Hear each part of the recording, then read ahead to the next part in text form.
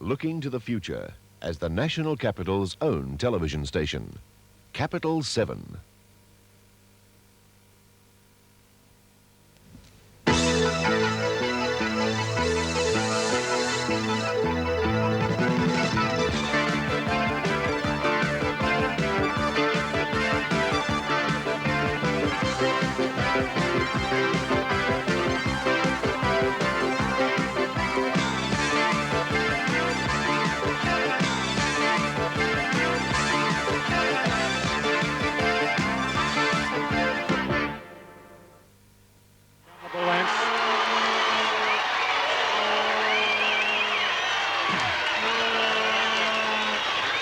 This is Peter Comiskey at Football Park at Phillip for the 1981 ACT Football League Senior Grand Final. With me in the commentary position, Damien McNamara, and Damien all in readiness here for what should be a great grand final.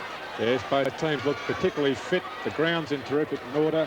There's very little wind. It's just starting to blow up a bit now, but it's been a beautiful morning for football, and I think we can expect to see a very tight tussle. Well, the umpires in the middle, the field umpires for this game, Russell Taylor and Bob Stacey, and both sides, Ainsley and Manuka, just have entered the arena, and the match will get underway in approximately 6 or 7 minutes' time. We might run through the sides. First of all, the Ainsley team, which of course were the undefeated champions last year. They've been beaten by Manuka in the 3 home and away games this season, but reversed the account 2 weeks ago in the second semi-final here at Football Park when they defeated Manuka by 83 points in a rather one-sided and disappointing second semi-final. But this is a match which will have a lot of interest in it. A lot of people expect Ainsley on their second semi-final performance to win this game easily, but as we all know, grand finals are a different kettle of fish, and Damien, it wouldn't surprise me today to see Manuka take it right up to the tricolours. Well, Manuka have the talent to do that. They've got the players right up the ground, around the ground. They've going into a huddle now to get their last-minute preparation from captain coach Brian Quaid. But I think Manuka, they're big occasion players, and I think they'll forget that second semi-final performance and concentrate on what they did last week to West Canberra. Well, the sides, first of all, the Manuka side, which is on your screen at the moment, being addressed by Brian Quaid. Their team from the back line is Dorman, Franklin and Stiles. The halfbacks are Grigg, Kenny and Barrich. The centre line is Dale, Harris and Beck. The half forwards, Short, Flaherty and Kimball. The forward line, Watman, Ghirardello and Peeney.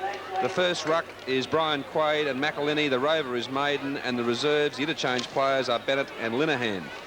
The Ainsley side, their team from the back line, Elassie, Crozer and Marshall. The halfbacks, Holford, Smith and Moon.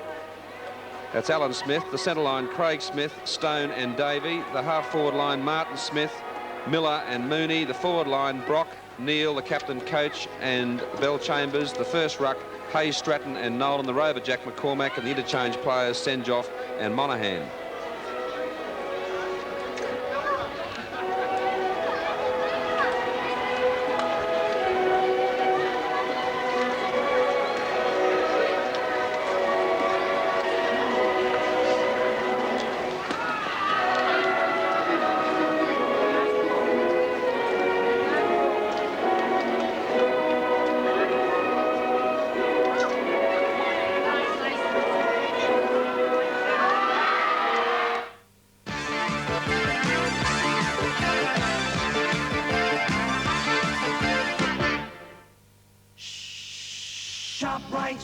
ShopRite supermarkets, cutting Canberra's food bills, yeah. Here's fresh fruit and vegetables. Garden fresh lettuce, 65 cents. Yes, crispy lettuce is 65 cents each. And tomatoes, great value at 99 cents a kilo.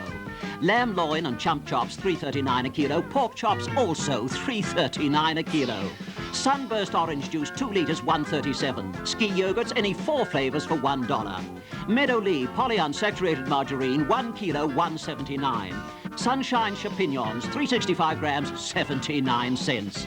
Plum Rose leg ham, 450 grams, $3.19.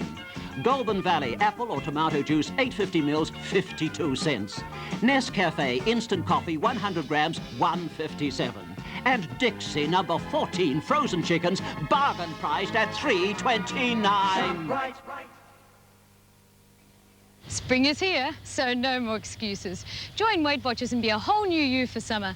This was me before I joined and lost over 16 kilos. Weight Watchers program is easy to stick to, and when you're down to goal weight, the maintenance plan keeps you slim. So do it now. Join Weight Watchers and get slim for summer. And now a sensational breakthrough in weight loss. The new food plan that lets you have peanut butter, honey, even beer and wine. So join now for only $1, save $9, and find out about Weight Watchers' exclusive new program.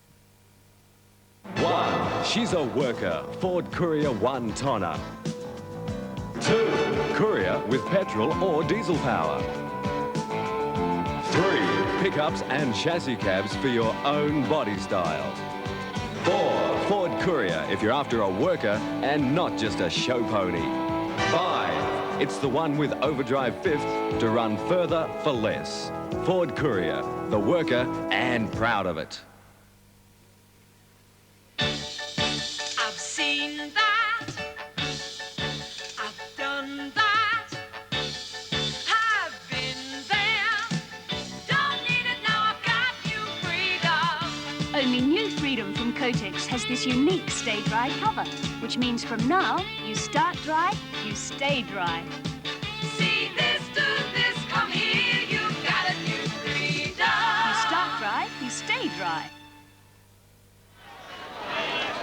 Players from both sides, Ainsley and Monica, now in position. The field and boundary umpires in the middle of the ground in the centre circle, all in readiness here for the start of the 1981 ACT Football League Grand Final, coming to you on Capital 7. Umpire Russell Taylor moving in now to pick up the ball. 1981 Grand Final underway here at Football Park. Who'll win it, Ainsley or Monica, will know in just on 2.5 to 3 hours' time. Tap down there, picked up by Maiden of Monica, kicks out towards the centre wing position in front of the grandstand, picked up by Peeny, who kicks the ball in towards the square where it's marked by Gordon Marshall, the back pocket of Ainsley.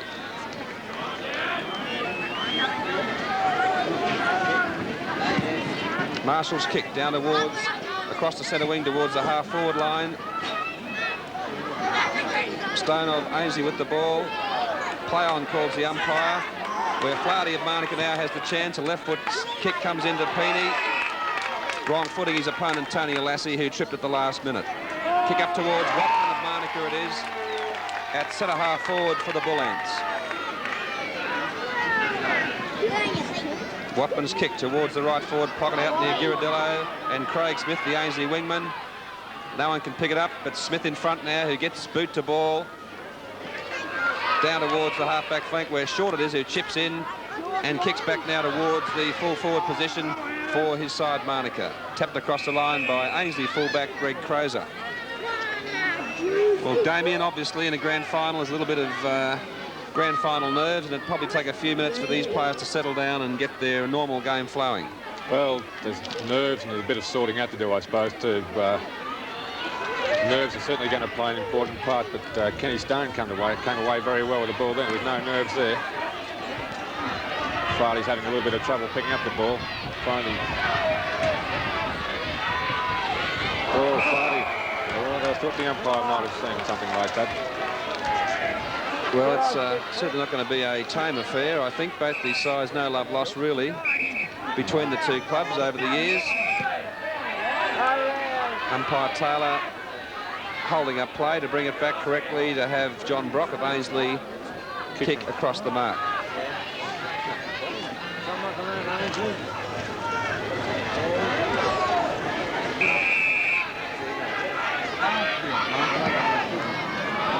Short kick in there is picked up by the unmarked Stephen Nolan, who boots the ball high and long towards the square. Pushed through off the hands of the pack by Big Bob Franklin, the Monica fullback. Been playing 3 minutes here in the grand final for 81. One behind to Ainsley, and the Tricolours lead by a point. Franklin's kick out towards the half-back flank on the outer side of the ground is marked well by Martin Smith of Ainsley. normally a defender, but in the second semi-final, a good player for the Tricolours, operating as a ruck rover, changing on the half-forward line. Ball knocked down there and out towards the boundary line. McCormack it is who couldn't pick it up before it crossed the line, so it'll be a boundary throw-in the left forward pocket for Ainslie.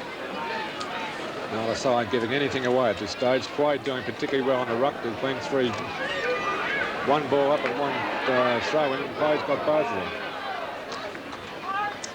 Bob Stacey, the winner of the Golden Whistle Award here in the ACT this year.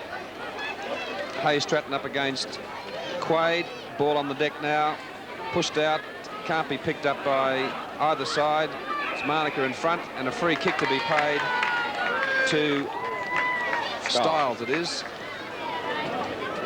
Styles kick holding up in the breeze, up across the centre of the ground where it's marked well by David Harris, number 11 for Manica. Here's Flaherty with the ball now, in a bit of trouble, gets away with it though, left foot kick up towards the forward line, but knocked away by Beck. It was over the top of Davey, and a kick there by Crozer down towards Quaid. Knocks the ball forward, Nolan against Quaid. Play on calls the umpire.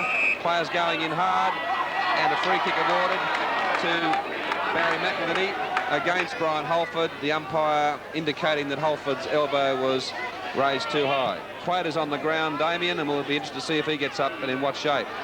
Good mark, though, as we see the ball going up by David Harris of Manica on the left forward flank.